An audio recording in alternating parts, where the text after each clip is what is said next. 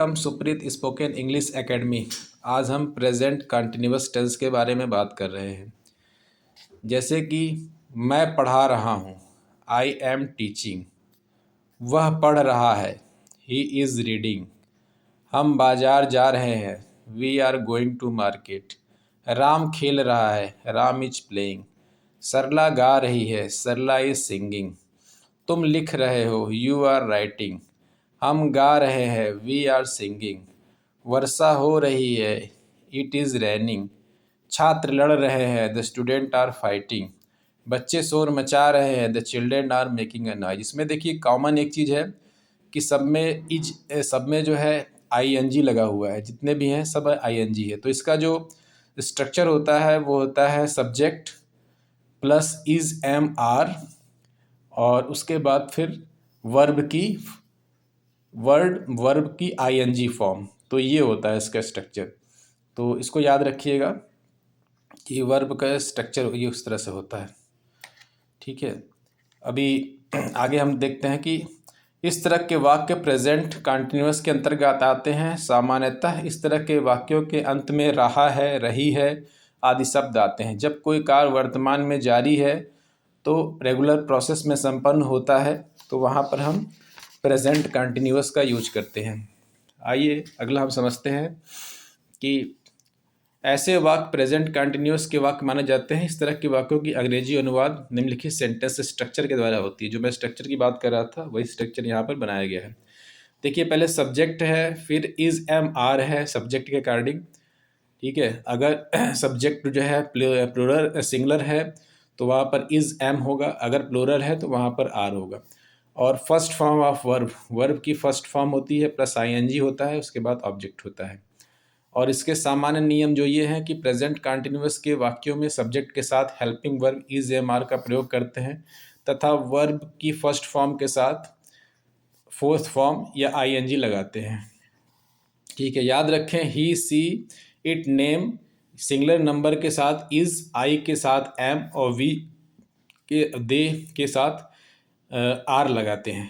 ठीक है, अगर नेगेटिव या इंटरोगेटिव सेंटेंस बनाना होता है तो स्ट्रक्चर होता है subject plus is am are, बीच में नॉट आ जाता है, उसके बाद वर्ब की फोर्थ फॉर्म मतलब आईएनजी फॉर्म हो जाती है, फिर सब्जेक्ट हो जाता है। अगर इंट्रीगेटिव बनाना होता है तो पहले इज एम आर को रख लेते हैं, फिर सब्जेक्ट रख लेते हैं, फिर वर्ब की फोर्थ फॉर्म मतलब आईएनजी हो जाता है, फिर ऑब्जेक्ट हो जाता है। अब यहाँ पर एग्जाम्पल द्वारा हम देख लेते हैं कि पहले अफर्मेटिव जो सेंटेंस है कि आई एम राइटिंग, मैं लिख रहा हूँ। नेगेटिव हो जाएगा आई एम नॉट राइटिंग, मैं नहीं लिख रहा हूँ। इंट्रोगेटिव हो जाएगा एम आई राइटिंग, क्या मैं लिख रहा हूँ। तो यहाँ पर एक अफर्मेटिव सेंटेंस है, यहाँ निगेटिव है, यहाँ पे इंट्रोगेटिव है। तो इस तरीके अकॉर्डिंग जो है स्ट्रक्चर के अकॉर्डिंग बनता है। इंट्रोगेटिव नेगेटिव, जब दोनों चीज़ आ जाए, इंट्रोगेटिव भी हो और नेगेटिव भी हो, तो इज एम आर को पहले रखते हैं, फिर सब्जेक्ट होता है, फिर नॉट आ जाएगा, फिर वर्ब की फोर्थ फॉर्म या आईएनजी आ जाएगी, फिर ऑब्जेक्ट हो जाएगा और क्वेश्चन मार्क लग जाएगा। एम आई नॉट की जगह इंट्रोगेटिव नेगेटिव में आर नॉट लिखा जाता है, शॉर्टकट में ये लिखा जाता है। Changing the affirmative in interrogative negative, affirmative को इंट्रोगेटिव नेगेटिव में कैसे चेंज किया जाता है। जैसे I am going to hospital, ठीक है, ये एक अफर्मेटिव है, इसको इंट्रोगेटिव नेगेटिव चेंज किया गया है। Am I not going to hospital, पहले एम आई के द्वारा इंट्रोगेटिव बनाया गया, फिर नेगेटिव नॉट लगा के बनाया गया, फिर going to hospital. It is raining, बारिश हो रही है, तो इसको भी किया गया है is it not raining, is it not raining. ठीक है, और उसके बाद फिर use of present continuous tense in various situation, किस सिचुएशन में जो है प्रेजेंट कंटिन्यूअस टेंस का यूज होता है। ऐसे कार्य जो वर्तमान में जारी हैं, ऐसे कार्य जो वर्तमान में जारी हैं at a time of speaking. ठीक है, अभी चल रहे हैं तो वहाँ पर हम प्रेजेंट कंटिन्यूअस टेंस का यूज करते हैं। जैसे he is writing a letter, वह एक लेटर लिख रहा है, ये चल रहा है। ही इज़ प्लेइंग, वह खेल रहा है। Ramesh is teaching in a class, Ramesh class में पढ़ा रहा है। Kuku is reading, Kuku reading कर रहा है। तो इस तरह के वाक्य जो कि at the time of speaking, जो कि अभी चल रहे हैं, तो उनको जो है प्रेजेंट कंटिन्यूअस टेंस में यूज में करते हैं। आइए आगे हम देखते हैं कि यहाँ पर ऐसे कार्य हेतु भी प्रेजेंट कंटिन्यूअस का प्रयोग किया जाता है जो at a time of speaking नहीं हो रहे हैं, लेकिन रेगुलर प्रोसेस में लगातार हो रहे हैं। मतलब ऐसा काम है जो कि प्रेजेंट कंटिन्यूअस टेंस में लगातार तो नहीं हो रहे हैं, लेकिन मतलब प्रयोग अभी नहीं हो रहे हैं ऐसे कार्य जो कि एट अ टाइम तो प्रयोग नहीं हो रहे हैं, लेकिन लगातार वो पिछले टाइम से चले आ रहे हैं। जैसे I am writing a novel, जैसे कोई नॉवेल अगर लिख रहा है तो वो नॉवेल जो है आज तो लिख नहीं रहा होगा, बहुत पुराने समय से लिखता चला आ रहा है, तो वहाँ पर भी प्रेजेंट कंटिन्यूअस का ही यूज़ होगा, इज लगेगा और राइटिंग हो जाएगा, जैसा कि स्ट्रक्चर में बताया गया था। तो इस तरीके से जो है Sita is learning English grammar nowadays, या I am serving in the office में, ऑफिस में जॉब कर रहा हूँ, या Harsh is reading in class 4th। तो ये सब जो है आपको एग्जाम्पल दिए गए हैं, ये सब बता रहे हैं कि प्रेजेंट कंटिन्यूअस में एट ए टाइम तो कोई चीज़ नहीं हो रही है, लेकिन रेगुलर प्रोसेस में था, पहले से भी चला आ रहा था। और उसके बाद जो है थर्ड देखिए, नियर फ्यूचर में संपन्न होने वाले प्लान्ड या अरेंज एक्शन हेतु भी प्रेजेंट कंटिन्यूअस का प्रयोग किया जाता है। जैसे कोई अगर फ्यूचर में अभी कोई प्लान है या कोई अरेंज्ड हो रहा है एक्शन, तो वहाँ पर भी हम प्रेजेंट कंटिन्यूअस का ही यूज करते हैं। जैसे they are going to Delhi tomorrow, वो कल दिल्ली जाएंगे। ही इज़ कमिंग टुमारो, वह कल आ रहा है। तो ये सब प्लान है, ये फ्यूचर के प्लान है। तो यहाँ पर भी we are meeting today in evening, she is coming by 7 AM train on Monday. तो ये सब भी चीज़ें जो है जो प्लान है या अरेंज एक्शन है, यहाँ पर भी हम प्रेजेंट कंटिन्यूअस का स्ट्रक्चर के अकॉर्डिंग यूज करेंगे। अभी सभी वाक्यों का कार्य का होना फ्यूचर टाइम को व्यक्त करने के लिए इंग्लिश ग्रामर नियमानुसार इनको प्रेजेंट कंटिन्यूअस में माना जाता है। तो ये भी फ्यूचर का ही काम है, लेकिन फिर भी इनको प्रेजेंट कंटिन्यूअस माना जा रहा है। चौथा देखिए महत्वपूर्ण है कि ऑलवेज, कंटिन्यूसली, कंस्टेंटली, फॉरएवर या के साथ प्रेजेंट कंटिन्यूअस का प्रयोग ऐसे कार्यों हेतु किया जाता है जो व्यक्ति आदतन दूसरों की इच्छा के विपरीत फ्रिक्वेंटली करता रहता है।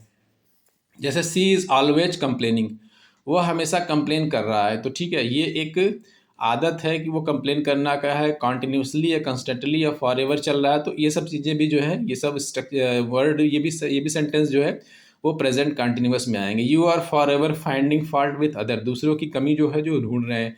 दे आर कॉन्स्टेंटली डिस्टर्बिंग अस, तो जो कॉन्स्टेंटली यूज़ हुआ है, कंप्लेनिंग यूज़ हुआ है, फाइंडिंग फॉल्ट यूज़ हुआ है, ये सब भी प्रेजेंट कंटिन्यूअस को ही दिखा रहे हैं।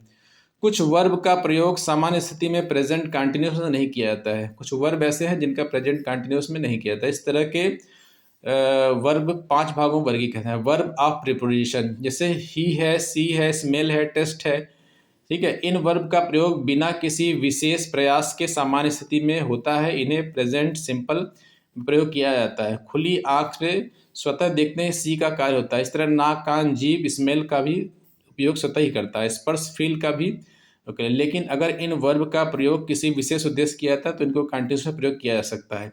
इस वर्ब को नोटिस या रिकॉग्नाइज में शामिल किया। देखिए ये सब चीज़ें प्रेजेंट इंडिफिनिट में यूज़ होती हैं, कंटिन्यूस में नहीं आता है, ठीक है। तो यही चीज़ बता रहा है। वर्ब ऑफ अपीयरेंस, जैसे लुक है, रिजेंबल है, शीम है, अपीयर है, तो ये सब चीज़ें जो है उसमें प्रेजेंट इंडिफिनिट में आती हैं।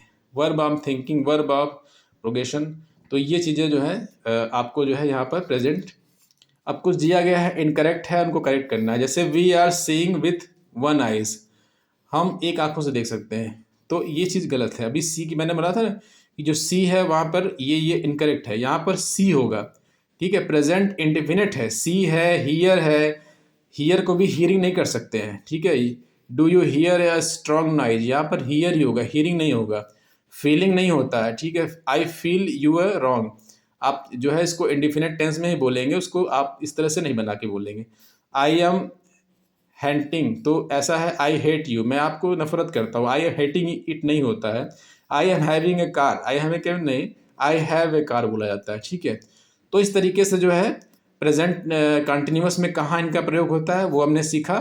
अब अगली वीडियो में हम कुछ नया सीखते हैं। तब तक के लिए धन्यवाद। अगर वीडियो पसंद आई हो तो लाइक कीजिएगा, सब्सक्राइब कीजिएगा। God blessing.